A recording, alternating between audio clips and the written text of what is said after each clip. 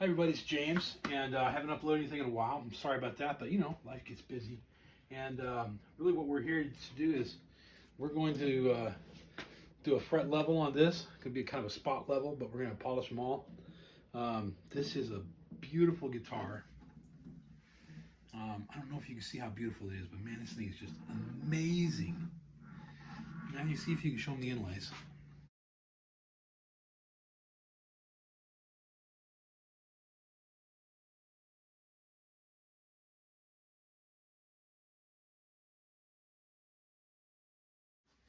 So what we're doing here, as you can see, if I'm on the G string here.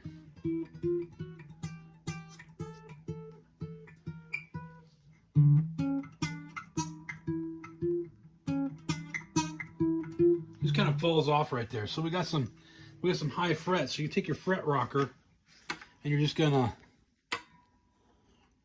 put it across 3 frets and rock it back and forth. I don't know if you can hear that. That knocking is the fret rocker sliding back and forth on these 2 frets. It's high centered here on this fret. So what we're going to end up doing is we're going to end up taking the strings off of this. We're going to level out the fretboard, make some truss rod adjustments so the fretboard is nice and level, and then go in and spot check each one of these, take them down where they need to, polish everything back up, restring it for the customer. So if you have a spot on your guitar where it's got like a dead note or a dead string or something like that, you buy yourself one of these little fret rockers. You can use anything really, but this tool is made for it. It's wide up here at the top, you know, and as you get, you're going to cover more frets, so you got to change sides. There I'm covering 3 frets here, and as you get down here, now it's covering like 4 frets, so you got to change again, right? And as you get down here, you can even go, and there's even some, it's even there too.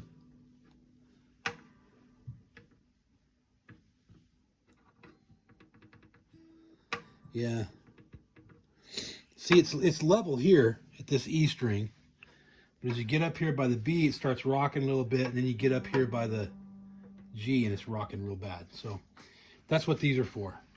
We're gonna fix it. I'll keep you posted. I'm gonna post this, and y'all tell me what you think. Okay, here you're gonna take your string winder and you're gonna loosen the strings before you cut the strings. You don't want to cut them with all that pressure on them.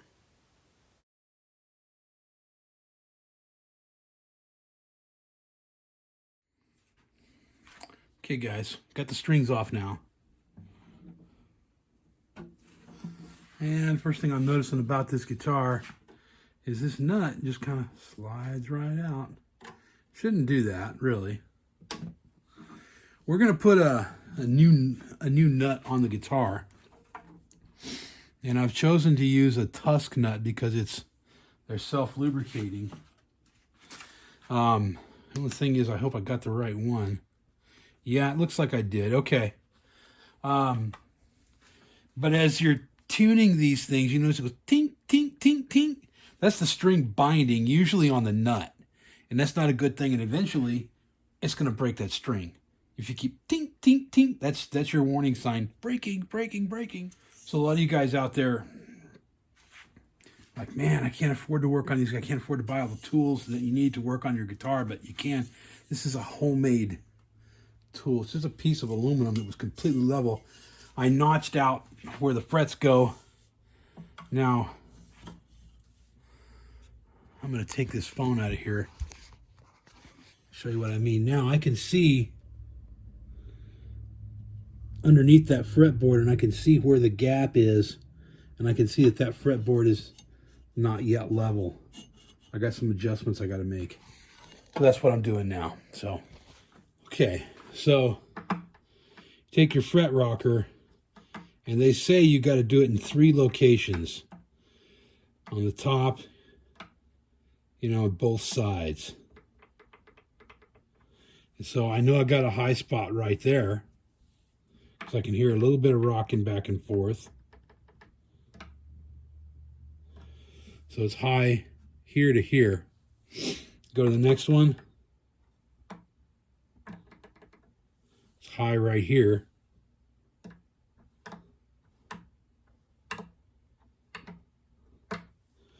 Really, once you find a high one, you start working on it, because as you do this one, it's going to affect the rest of them as you go down the fretboard. And this one's got a bunch of them that are kind of, you know, this one looks like I said, a real railroad tracks. When you look right down, and you put your eye up here, your eye down here, and you look down, and then you can see it kind of doing this. So this one's going to need a little bit of love and attention. We'll do that. But first, I'm going to mask everything off so I don't scratch it. Right? I'll time lapse that. Now, as you're masking that fretboard, understand that you're going to have to expose the metal frets themselves and leave you the wood covered. I use a razor blade to expose those. Be careful. It's real easy to make a mistake, and it's kind of hard to undo with a razor blade. Okay, ladies and gents, for this next portion, we're going to need two things. One's a fret rocker, and you can get this off of Amazon. That's where I got it. I got a little kit, and we're going to use that just to rock across all the frets, going all the way down. We're going to 3 frets at a time, right? And you get a high spot. Then you're going to take this tool right here, and this is my Baroque, B-A-R-O-Q-U-E, not B-R-O-K-E, fret file. And it's got 3 sizes, small, medium, and large, or small, medium, and jumbo in the fret world. Jumbo, they're not called large, I don't think. Anyhow, you file that down until your fret rocker balances across all 3 frets again. And then you move on to the next one. And you're going to do that more than once. There's a reason why everybody doesn't do this, and that's because it is labor intensive and you have to pay attention to detail. But it's not rocket science, and it's not terribly difficult. You just got to do it, right? So again, I'll time lapse that. Masking the guitar off was as exciting as it looked. That was a joke. Okay, the standard is to check each fret in 3 locations, right? Both ends and in the middle. And you're going to go do that all the way down. I like to do it in 6 places because I have 6 strings. I want to make sure that those frets are true all the way down the fretboard. And you're going to have to double and triple your work because you got to go back, and as you lower one fret, it's going to adjust the way the others level out as well. So it does take time, but it's well worth it in the end. Now, these frets are not stainless steel, but if these frets were stainless steel, this work would be a lot harder. Stainless steel is a lot tougher to work with, but the added benefit of stainless steel is that your frets will last a lot longer than they will with the nickel alloy. So that's just something to consider if you're going to use them. Stainless steel frets last a long time, but boy, are they tough to work with and real hard on your equipment too. So what you see me doing here is this one was so tall. When I took it down, it made the, I got that level, but then this one came down so far that it was no longer good between here and here. So I had to take this one down a little further, which made this one no longer even. So that's the backlash you get when you get one that's super tall. You have to make these small incremental adjustments and go back and double check and then come back down. And that's the only way to really get a really nice level playing fretboard, is to double and triple check every little detail, which is what I'm doing. So when we're done, boy, this thing is going to play like no other guitar.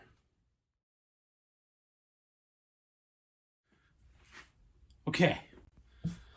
So in theory, all that's left now is to go back through here and just spot check every little detail one more time, because I've already done it once.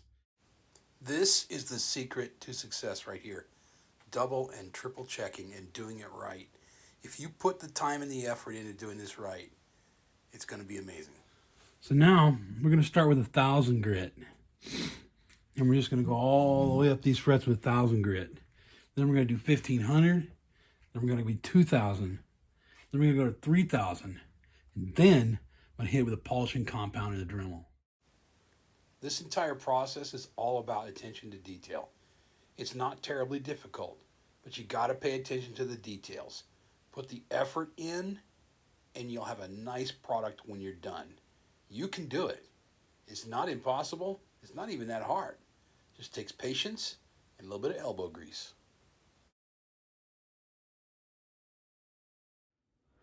One thing that's worth noting is it's 1,000 grit stage. This is your last chance to get any scratches out of the frets that you see. Because if they're in there at 1,000 grit and you move on to 1,500 and 2,000, they're going to be there at 3,000. They're going to be there at final polish. And they'll stand out at final polish really bad if you did a good job on the rest of everything else. So take your time on the 1,000 grit. Once you get past the 1,000 grit, start moving into 1,500, 2,000, 2,500, and 3,000, it starts moving real quickly and coming together real nicely. All right, folks. Next step is to hit it with the Dremel. So I'm going to use a Dremel with some brown polishing compound. When you're on the Dremel stage, make sure you're letting the compound do the work for you. Don't use pressure to polish it. Make sure you let the compound actually do the polishing. And you may have to do the frets more than once, again, with anything on this. But take your time and do it right. They'll come out really nice.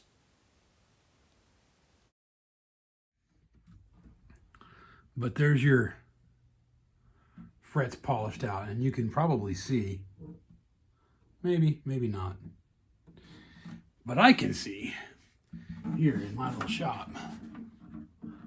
Wow, what a difference that makes. Whole lot truer. No human is going to get the effects that a machine gets necessarily, so if you want to pay $250, you can send your guitar to,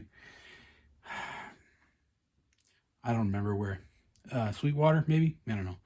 And get it plecked. They have a machine that goes in and measures everything with a laser. A freaking laser. At any rate. And it makes everything perfect. So that's $250. So the next thing I'm going to do is I'm going to take this little tool right here. And this is just an end dressing tool. And any little sharp edges that are on the edge of those frets, I'm just going to take those off with this little tool right here. I'll time lapse that as well. Some people are intimidated by this tool, but it's much easier to use than it looks. Watch a couple of YouTube videos, try it out on a fretboard that doesn't mean a lot to you. You'll get the hang of it real fast. Okay, so we're fitting the nut. And these little tools right here, these little calipers, kind of an invaluable thing to have when you're trying to fit a nut. You're like, well, the old one came out of there. It looks about exactly the same. And I go, this one here is 0.228.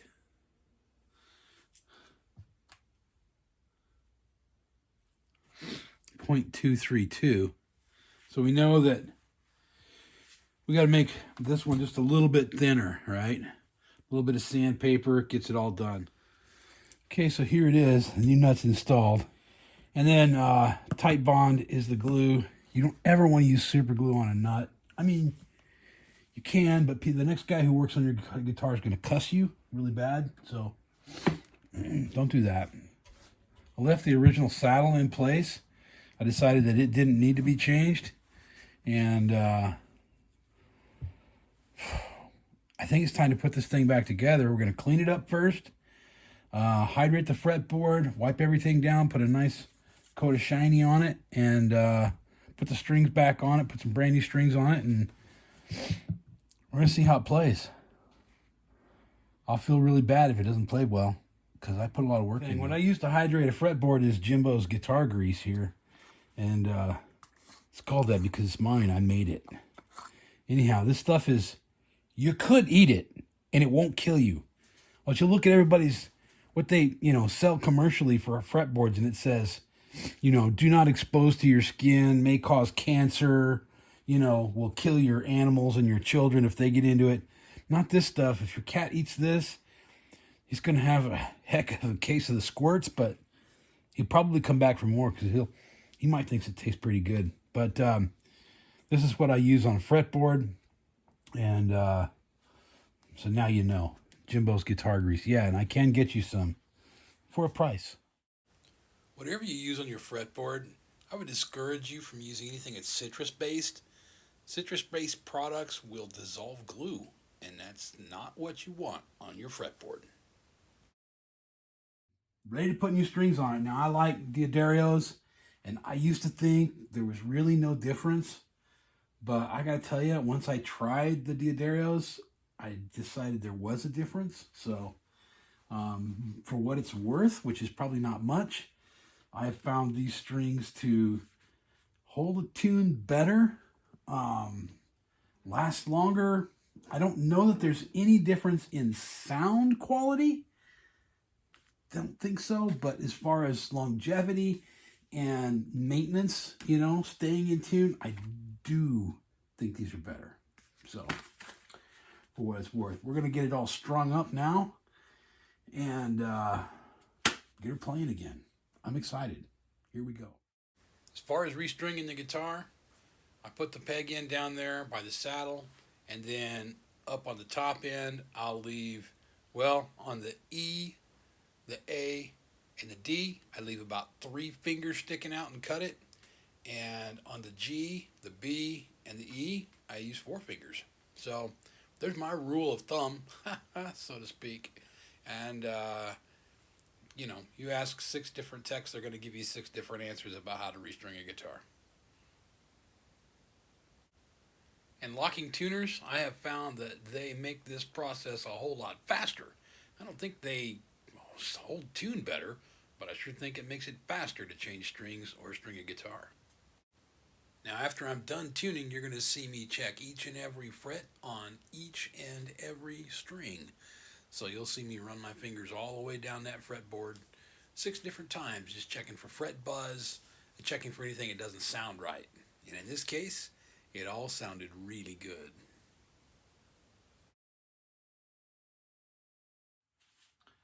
She's a done. People talking outside. So here she is, all strung up, all done in all her glory.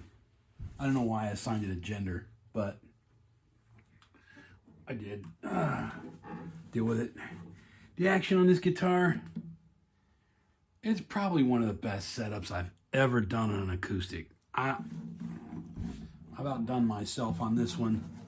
I mean, she's low and she's flat and she's got no buzz whatsoever. So what did we do? Here's a recap. We went ahead and we spot leveled all the frets, and it was a lot more work than I thought it was going to be. Basically, we had to run all the way up and down the fretboard several times. I probably should have just taken my handy fret leveling beam over here. Probably what I should have done. And done it that way, but I didn't. Then we sanded and polished all the frets out, right? Then we dressed all the fret edges so there's nothing to snag on here. We cleaned it up. We put new strings on it. We tuned it, and I'm saying we like you helped me, but take some credit here, right? Go ahead. I'll be generous. Okay, everybody. We're here, and actually I have somebody with me now. We're going to play this guitar. Matthew, what are you going to play for us? Well, there's a song that we play at church sometimes. It's called The Cross. Some of you might know it. I love it. Yeah, so here's how it goes.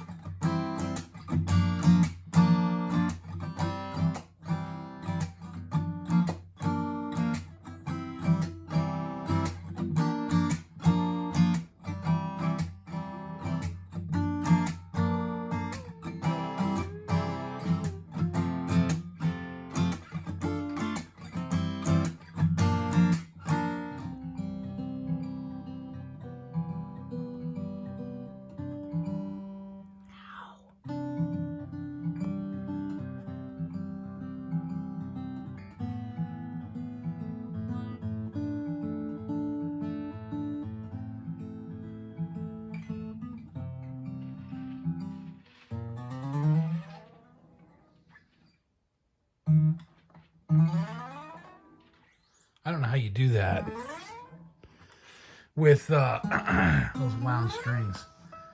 Slide like that. You sound good, man. You sound good. It's a really pretty guitar. The action's so low on that thing. That thing is just crazy. That's the best setup I've ever done on an acoustic guitar. It really is. Hey, thanks for watching. I hope you enjoyed it. I hope you got a little something out of the video on how to, level frets and things like that. If you have any questions, please post them in the comments. Like and share the video as much as you can. That will help me out. Really won't help me out at all. This channel's not monetized, but hey, maybe someday, right? But nonetheless, still, it does help. So like and share for me, and peace, love, and happiness. Matthew, you got anything you want to say? No. And that'll take us out.